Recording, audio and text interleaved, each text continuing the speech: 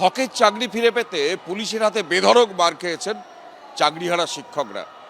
একাধিক শিক্ষক জখম। আমরা রয়েছি আন্দোলন মঞ্চে, সেখানে একজন জখম শিক্ষককে দেখা যাচ্ছে। আমরা দেখতে পাচ্ছি তিনি পায়ে আঘাত পেয়েছেন। কোনো রকমে তাকে তার সহযোদ্ধারা তোলার চেষ্টা করছেন। এখানে ব্যান্ডেজ বাঁধা, আমরা সেই ছবি দেখতে পাচ্ছি সরাসরি। আপনার কিভাবে লাগলো এটা কাল? গতকাল আমাদের বিক্ষোভ ছিল বিকাশ ভবনে, সেই বিক্ষোভে আমিও সামিল হয়েছিলাম। আমরা ধ্বংসামাদল নিয়ে আমাদের বিক্ষোভটাকে জাগ্রত করেছিলাম এবং লাস্টে সন্ধ্যার দিকে পুলিশ প্রশাসন আমাদের উপর যেভাবে লাঠিচার্জ করেছে, এটা পুলিশের পায়ে এবং লাঠিতে আমার এখানে আঘাত করেছে।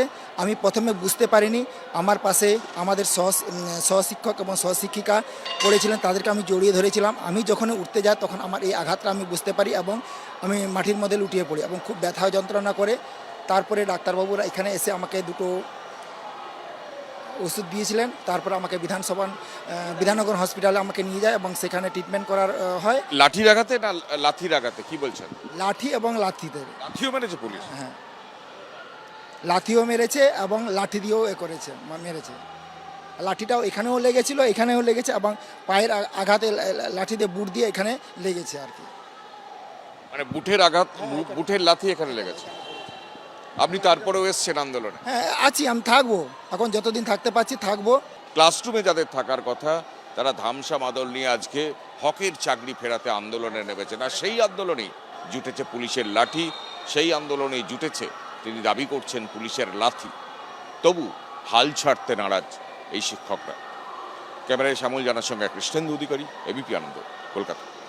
আর এই শিক্ষকদেরই পাশে দাঁড়াতে এবার পথে নামলেন যারা কর্মরত শিক্ষকেরা রয়েছেন।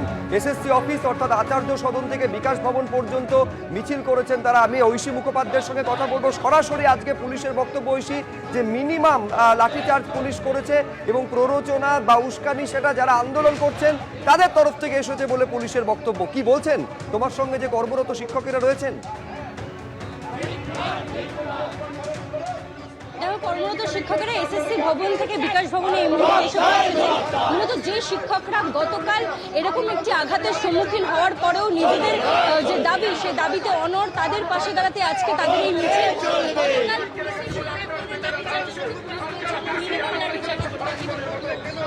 না, এটা একেবারে পুরোপুরি মিথ্যা কথা বলেছে, অসত্য কথা বলা হয়েছে। শিক্ষকদের কাছে এমন কিছু ছিল না যা দিয়ে শিক্ষকরা পুলিশের উপর আক্রমণ চালাতে পারে। ধিক্কার মিছিল এই জন্য, এটা কেবলমাত্র যোগ্য শিক্ষক শিক্ষাকর্মীদের পুনর্বহালের প্রশ্ন নয়, এইটা হচ্ছে পশ্চিমবাংলার সমস্ত শিক্ষক সমাজের উপর আক্রমণ এবং সমস্ত শিক্ষা ব্যবস্থার উপর আক্রমণ। যার জন্য আমরা মনে করি ন্যায়সঙ্গত যে আন্দোলন, তার উপর যদি পুলিশ আক্রমণ হয় তাহলে নাগরিক হিসেবে, সচেতন মানুষ হিসেবে তার প্রতিবাদ করা উচিত।